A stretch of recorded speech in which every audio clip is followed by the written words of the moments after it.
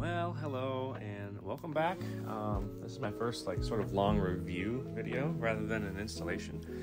I just thought there was so much to this screen that I wanted to make sure that everybody saw what it really can do. So let's jump into it. It's just a little bit of a camera looking around. So it has audio actually, so you can use audio. I know the vehicle has that, but that is an option, so that's pretty cool, I guess.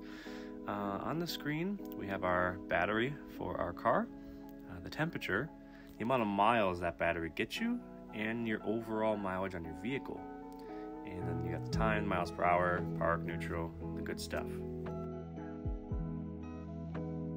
So one of the cool features is that you can actually use the right knob to toggle between the driving and the apps mode. I currently have this in full screen right now, but I will show you how to do the multi-screen later.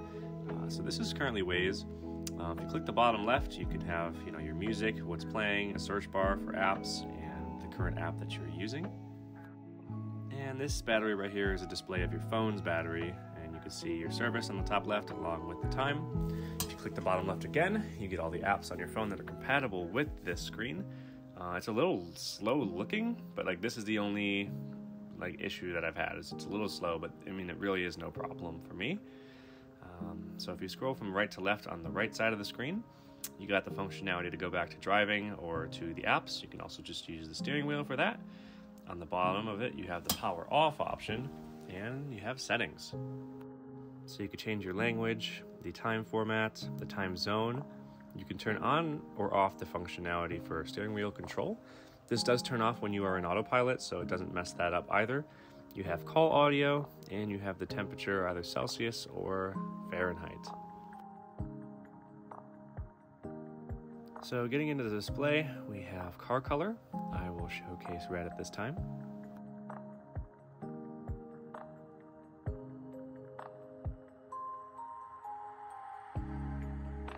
So jumping back into the display, we have appearance and brightness.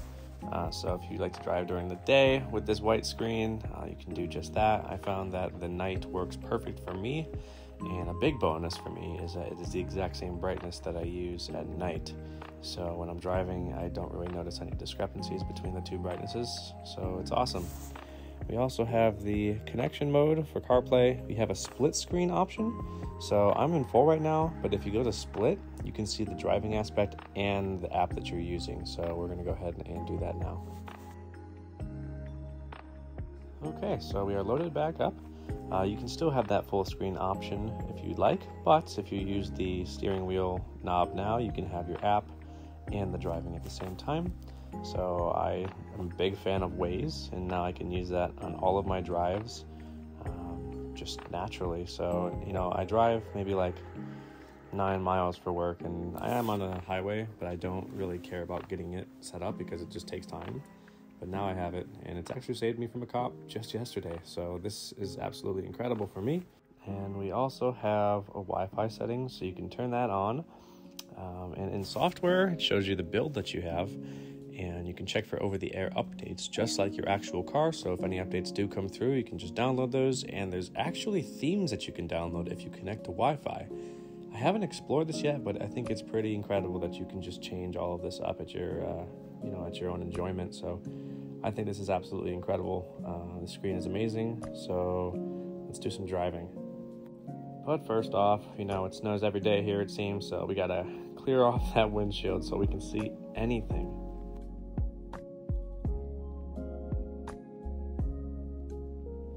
So getting into the driving aspect, as you can see, Waze is working just fine, and having this multi-screen, I am now able to see how fast I am going and what my charge is on the screen at the exact same time. An important thing to note is that you'll notice that the speedometer does not lag or anything, and it also matches the main screen, so there's no discrepancies, and you won't really have to worry about oh, well, this thing said I was going this fast and I got pulled over. So it works as intended.